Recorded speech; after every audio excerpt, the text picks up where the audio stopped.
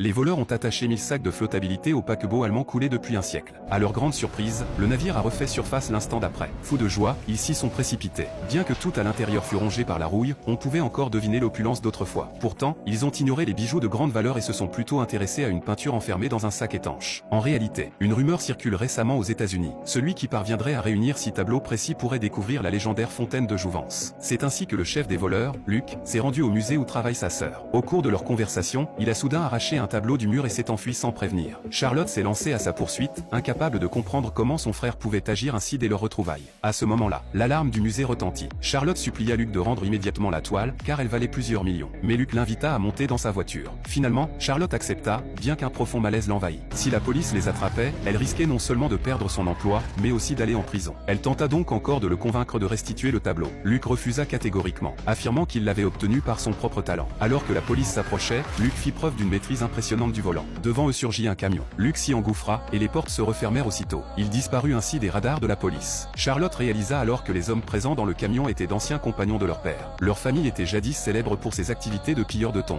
Charlotte, elle, avait tourné la page pour travailler dans un musée, tandis que Luc avait repris le flambeau familial. Elle le supplia d'arrêter avant qu'il ne soit trop tard. Mais Luc l'endormit sans hésiter. Quand elle reprit connaissance, Charlotte se trouvait sur un banc de parc. Après plusieurs heures de disparition, la police la considéra comme complice du cambriolage. Malgré ses explications, les faits parlaient d'eux-mêmes. Interpol affirma que Luc était impliqué dans plusieurs vols de tableaux récents. Si elle révélait sa cachette, elle pourrait bénéficier d'une remise de peine. Mais Charlotte ignorait où il se trouvait. À l'instant où la porte s'ouvrit, la toile volée par Luc était à nouveau accrochée au mur, intacte. Comme si rien ne s'était passé. Malgré cela, Charlotte perdit son emploi. C'était une catastrophe. Elle traversait déjà un divorce difficile. Et cette affaire risquait de lui faire perdre la garde de son fils. Son mari lui interdisait même de le voir. Pour comprendre ce que manigançait Luc, Charlotte se rendit chez lui. En entrant, elle découvrit la présence d'un autre homme, un milliardaire atteint d'un cancer. Au lieu de se faire soigner, il cherchait la fontaine de Jouvence. Cette source qui, dit-on, confère santé et immortalité. Charlotte n'en crut pas ses oreilles. Comment quelqu'un pouvait-il croire à une telle légende? Luc expliqua que chaque mythe cachait toujours une part de vérité. Si la même histoire existait dans plusieurs cultures, c'est qu'elle reposait sur un fondement réel. Charlotte ne voulait plus débattre. Elle voulait simplement savoir pourquoi il avait volé le tableau pour ensuite le restituer. Luc finit par avouer la vérité. L'emplacement de la fontaine de Jouvence était décrit dans un ancien manuscrit tibétain incomplet. Ce texte avait été divisé en fragments dissimulés dans 6 tableaux. L'un d'eux était le Christ de Rembrandt. C'est précisément ce tableau que Luc avait volé dans le musée où travaillait Charlotte. Au dos de chaque toile figurait une marque invisible, composée de symboles spéciaux. Traduite, ces marques donnaient des lettres. Mais leur signification restait obscure. Luc avait rendu le Christ parce qu'aucune marque n'y figurait. Bien que, selon les recherches de Murphy, la peinture ne soit pas une copie. Charlotte comprit aussitôt, la marque se trouvait sur une autre toile. Rembrandt avait peint plus de 500 œuvres, dont une centaine d'autoportraits. Si bien qu'on les confondait souvent. Le symbole devait donc être sur une autre de ces toiles.